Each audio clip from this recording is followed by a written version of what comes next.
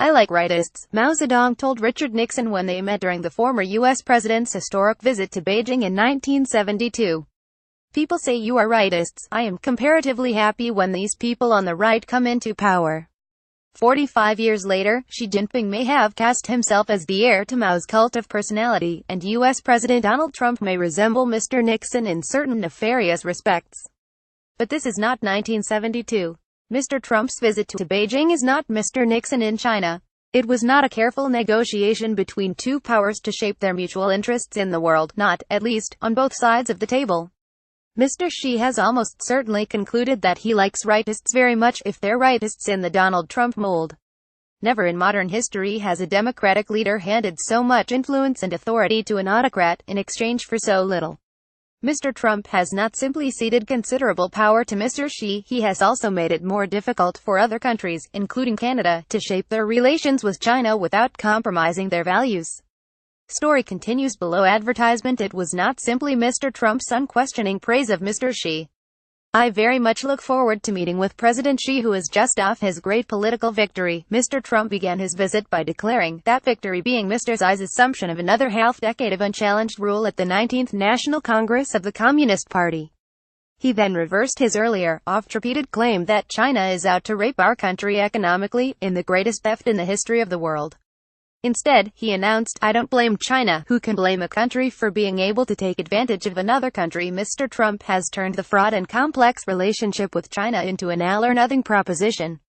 Previous U.S. presidents and Canadian prime ministers have not done a great job striking a balance with China between the need for more open and transparent business and trade relations, the demand for an end to abuses against dissidents and minorities, and the need to keep peaceful relations across this volatile region. They've got the balance wrong, but at least they've recognized its existence. Trump: I don't blame China for trade deficit. The Associated Press. Mr. Trump this week reduced the entire relationship to two questions: a demand that China bring nuclear-armed North Korea to heel on Washington's behalf, and a desire for a deal that will make the U.S.-China trade relationship look better to U.S. voters, again, on Washington's behalf. It is surprising how little Mr. Trump required in exchange for his wholesale endorsement of Beijing's authority. Mr. Xi delivered vague promises on North Korea that appear unlikely to go anywhere. The U.S. Congress unanimously passed a substantial set of sanctions against Pyongyang this week that, not any Beijing deal, could make a difference. And he signed a set of business deals. In fact, he re-endorsed a set of non-binding memorandums of understanding that had previously existed, that won't affect the bottom line on trade. This was all, it appears, in the interest of Mr. Trump being able to go home and tell his core supporters that he had made a deal with another superpower around the North Korean menace. It won't end North Korea's nuclear program. Beijing also disapproves of the nukes, but will not threaten Kim Jong-un so much that his country falls apart. Mr. Trump has not made a deal, he has given away his authority in Asia.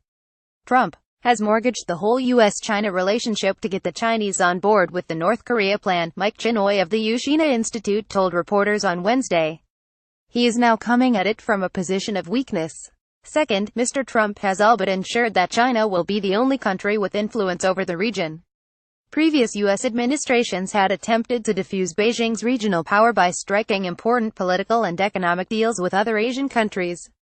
Story continues below advertisement. This week at the Asia-Pacific Economic Cooperation Summit, those countries struggled to rescue the Trans-Pacific Partnership, rendered flaccid after Mr. Trump withdrew from the trade deal this year. It was a minor deal for the United States and Canada, but a huge opportunity for Vietnam, Malaysia and their neighbors, for whom it was a major chance to escape Beijing's near monopoly on trade and investment. China is now the only country offering them a decent deal, and they'll all likely sign on.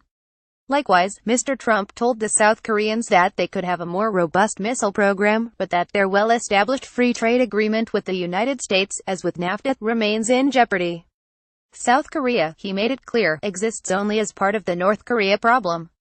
This sequence of cold shoulders has sent a message across the region for Mr. Trump: the only Asian deal that matters is the one that makes Xi Jinping happy.